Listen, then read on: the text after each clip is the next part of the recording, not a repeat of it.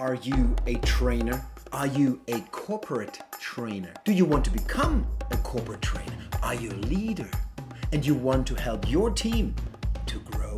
Then this is your video. I will share with you 7 secrets from the training trenches. And why do you want to know my 7 secrets? If I were humbly bold, I would say because of my numbers.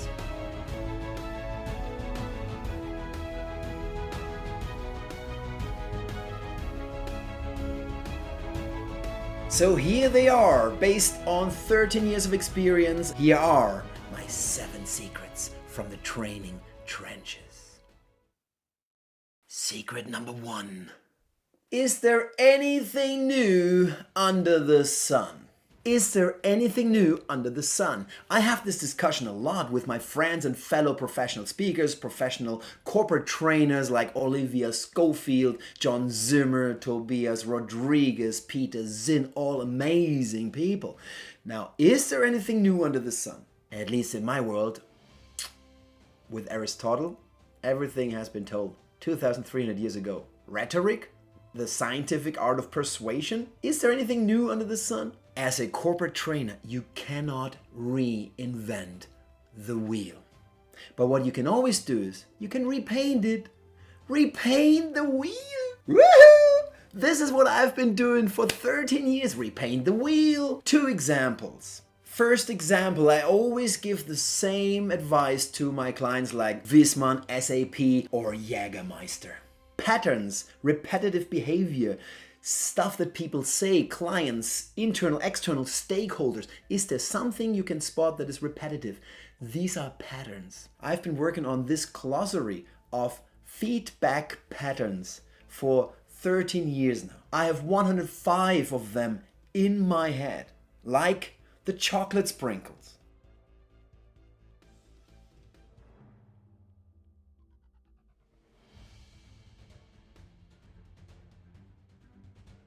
You did an amazing job. Your speech is great.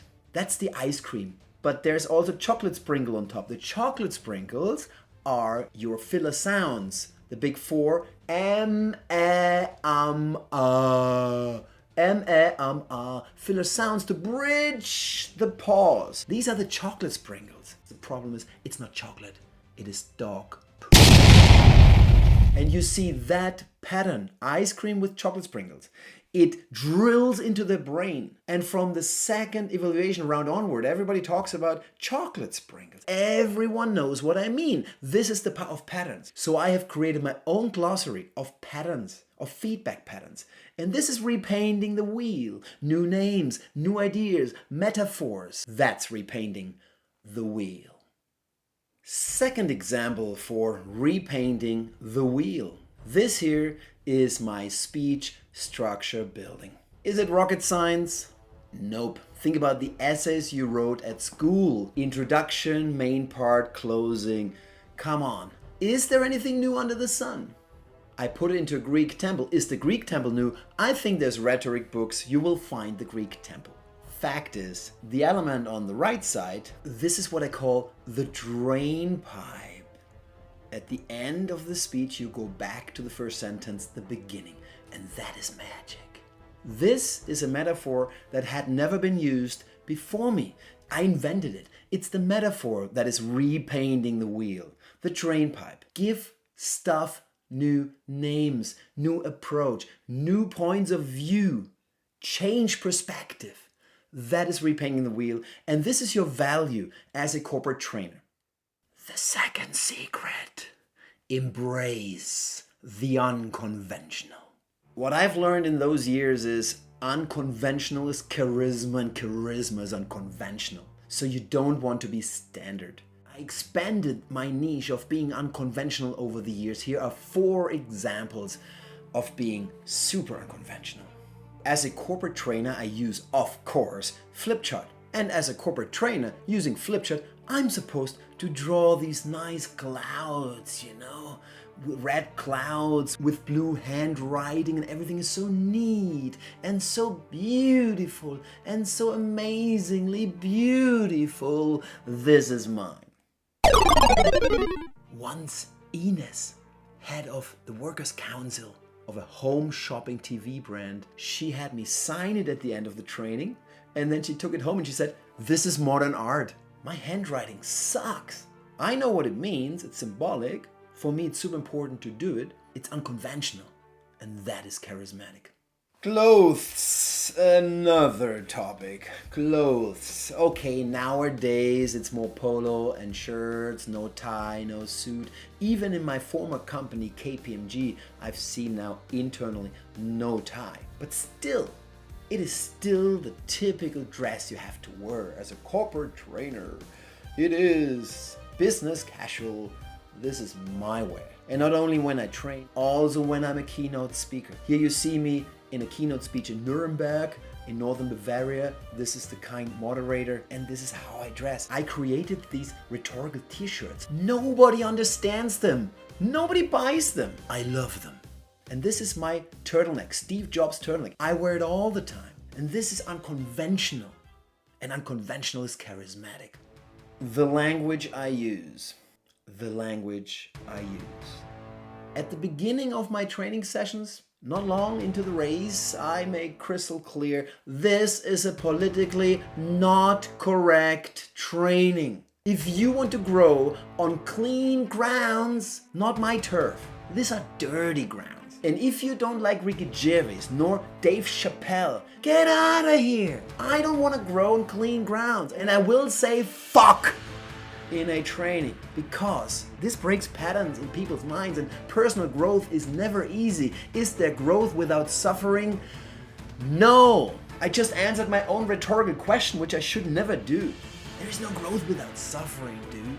So forget about clean ground. I will use swear words, and I will use the word sex. Oh. S-E-X, S-E-X. This is how you were born. Man, politically correct. That is unconventional. That is him, Tony Robbins, and that is charismatic. The fourth and final idea to be more unconventional. I wrote an article, and the article is called 8 Reasons Why You Should Never Work With Me. Reverse psychology. Saved me so much time in life, you have no idea. Before we start even talking, I send this article to new potential clients, and it saves so much time. Number 8 of these 8 reasons is, if you don't like a nice glass of red wine or a beer from Barcelona in your training sessions during the break, I'm not your trainer. I've been living in Spain since 2003, and I can tell you, during a lunch break, a nice glass of wine, I'm not talking about a bottle, I'm talking about a glass of wine. This is a game changer for the whole ambience in the entire training. So get out of here with your water and apple juice that you put always on my tables in Germany. Don't. A glass of wine, a glass of beer. This is unconventional. And unconventional is charismatic. The third secret.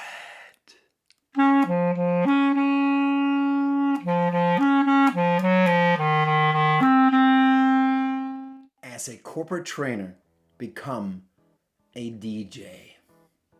When I wake up in the morning, Spotify is my best friend. I play music all the time, all my life, and I even played the clarinet. A training without music is like gin tonic without gin.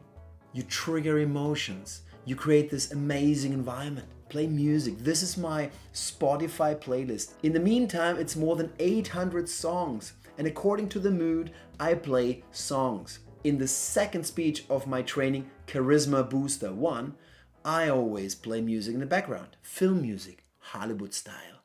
And when you have to prepare a speech called My Darkest Hours in Life, and you listen to Love Story, da, da, da, da, da, that has an impact. Do it, play music, because music is the gin in the gin tonic. Become a DJ. Secret number 4. This here is my super friend and leadership guru, Connor Neal. Connor is the president of Vistage Spain. Vistage is the #1 C-level club in the world. He is a professor for persuasive communication and leadership at IESE Business School, super renowned business school. He's a super expert. Once Connor and I, we had to create a mission statement for our work based on 3 items that we had to buy. We had €10 to buy 3 items. We bought a cactus, a hiking hat, and poker chips. And our mission statement was, we want to create a painful pilgrimage of personal growth for people who go all in. Secret number 4, go all in.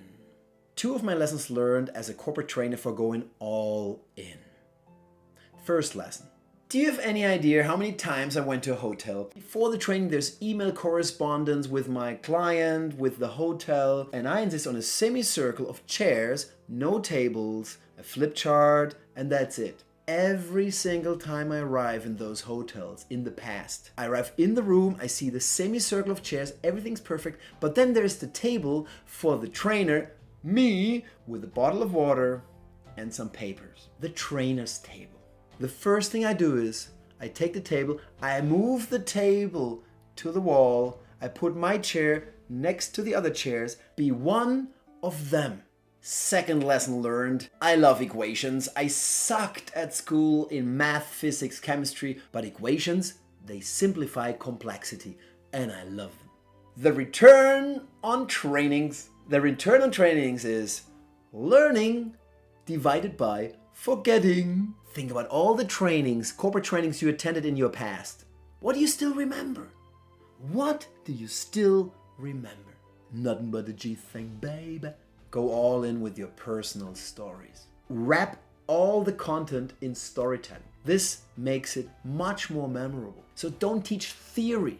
Make it personal. Make every single last piece of content personal. I'm talking about €1.27 that was in my pocket at Rosenthaler Platz, Berlin subway station in 2009. And I was bankrupt and I had no idea how to continue. And I wanted to throw in the towel. If you want to talk about change, personal growth, change, share your personal story. Go all in.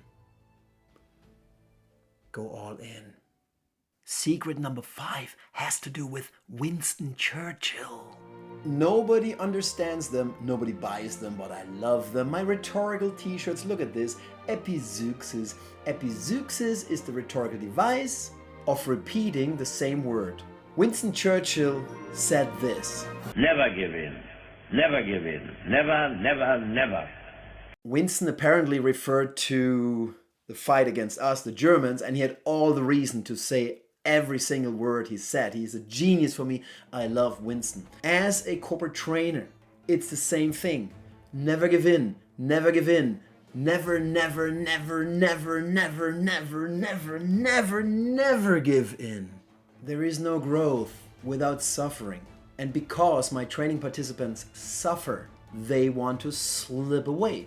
They want to get out. They want to not do things. They say, no Flo, I'm not gonna do this. Never give in. Second speech in my Charisma Booster 1, the Pathos speech. My darkest hours in life, an action I regret, loneliness. These are tough topics. Every single time somebody wants to not do it, I don't give in. Never give in. In the end, they give the speech. Never give in. Because I already see them, how they will have grown. They don't. And if you give in, you betray their personal growth. Secret number 6. Come on, baby, light my fire. This man here, he's the originator of one of my favorite quotes of all quotes. Ralph Waldo Emerson, great novelist, great poet, great writer, 19th century USA. And he said, nothing great was ever achieved without enthusiasm. You know, as a corporate trainer, your energy drives them. You are the spark of inspiration, the spark of making change happen, the spark of making personal growth happen. You are the spark. How can you be the spark without energy? By the time of this recording, I've done 126 full day online training days. Feedback is, it's amazing. 8 hours in front of the screen, I couldn't think about anything else. And this is only because of your energy, Sometimes take it back, be vulnerable. Of course. When I talk about my dad, who left us, who went to another level in 2008, my hero, I will not scream. I will not yell. This would be super, super incoherent, super non-authentic. But when I want to move them, when I want to push them, I push them, I push them, I push them, I put energy in the room. Energy is the one. Nothing great was ever achieved without enthusiasm. You want to achieve great things as a trainer. So take the stick out of your bum and let it flow, man. Energy is the one.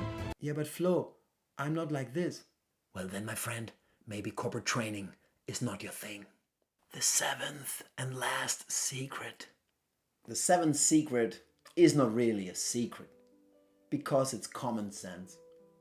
But as this man Voltaire said, common sense is not so common. The seventh secret is help them grow. Whether it's in negotiation skills or public speaking skills or sales skills or technical skills, whatever you train them in, you want to help them grow. And for me, the biggest growth booster is feedback. Over the years, I optimized feedback. And I only accept plus feedback, everything you do well, and why.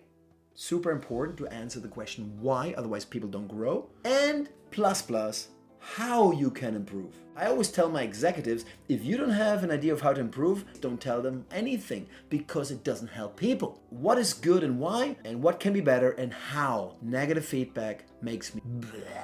This is my world as a trainer. There's a full video on this feedback. Help them grow is secret number 7. The most important one for sure, because this is the reason why you train, but it's quite common sense, isn't it? And here you have them, my 7 secrets. Repaint the wheel, embrace the unconventional, become a DJ, go all in, never give in, light that fire, help them grow. My virtual friend, are you a corporate trainer? Do you want to become a corporate trainer? Are you a leader looking for inspiration from corporate trainings, how to make people grow? Here's my personal email. Send me an email. I will set up a group where we can discuss more of these questions, how to really drive great trainings, how to help people grow. But obviously, whatever you do, do not share this video. Do not share this video. Otherwise, it's not secrets anymore.